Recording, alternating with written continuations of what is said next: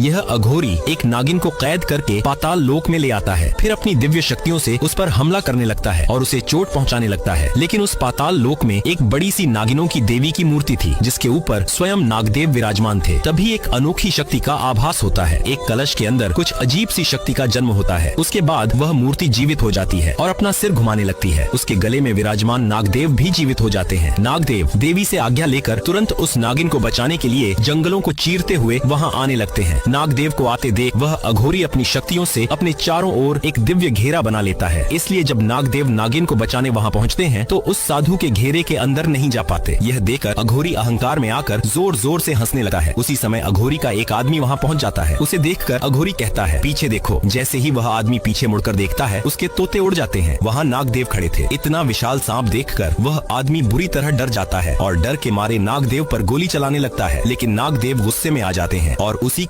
अंधेरी रात का समय था। कुछ बदमाश लोग मिलकर शिवजी की शिवलिंग को हटाने की कोशिश कर रहे थे। तभी अचानक बहुत जोर से बादल गरजते हैं और मूसलधार बारिश होने लगती है। तभी अचानक शिवजी के गले में विराजमान वासुकी नाग जीवित हो जाते हैं और नाग सीधा एक आदमी पर हमला कर देता है। उसी वक्त उस आदमी की मौत हो जाती है, जो देखकर बाकी के लोग बुरी तरह डर जाते हैं और वहाँ से भागने लगते हैं। दूसरी तरफ भयंकर तूफान और समुद्र से एक बड़ी लहर अचानक मंदिर की तरफ बढ़ रही थी। मंदिर से भाग रहे उन बदमाश लोगों को वासुकी नाग चुन चुन कर मारने लगते हैं, जिससे उन बदमाशों में से कोई भी जीवित घर लौट कर नहीं जा पाता। वही समुद्र की लहर से वह मंदिर पूरी तरह से डूब जाता है और फिर वह समुद्र की लहर मंदिर के अंदर घुस जाती है और शिवजी की शिवलिंग को बहाकर अपने साथ ले जाती है। इन सब चीजों को देखने के बाद यमलोक के राजा यमदेव बहुत क्रोधित हो उठे। उन्होंने फैसला किया कि वह धरती पर एक ऐसे मानव को जीवन देंगे जो उस मंदिर के अस्तित्व और शिवलिंग का पता लगाएगा और वापस उस शिवलिंग को लाएगा। फिर एक अच्छे परिवार में उस दिव्य बच्चे का जन्म हुआ।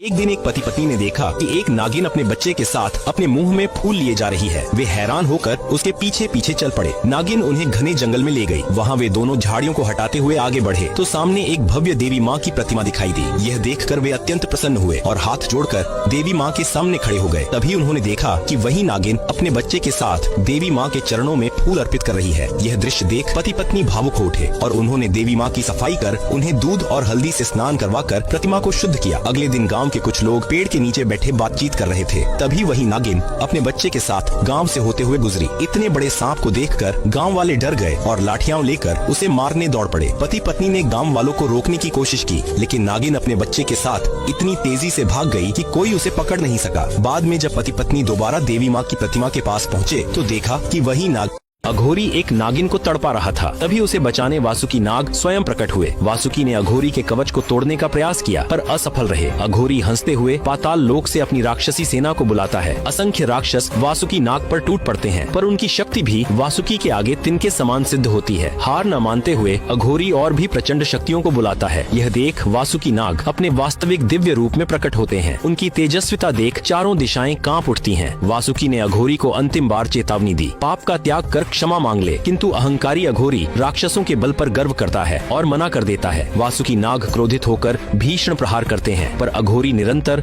और दानव बुलाता रहता है। तभी आकाश से दिव्य ज्योति उतरती है और समय थम जाता है। वासुकीनाथ मंदिर से शंखनाद गूंजता है और आकाश से त्रिशूलों की वर्षा होने लगती है। एक त्रिशूल अघोरी के कवच पर गिरकर उसका जादू तोड़ देता है। क्षण भर में वासुकी नाग का प्रचंड प्रहार अघोरी की पूरी सेना को नष्ट कर देता है।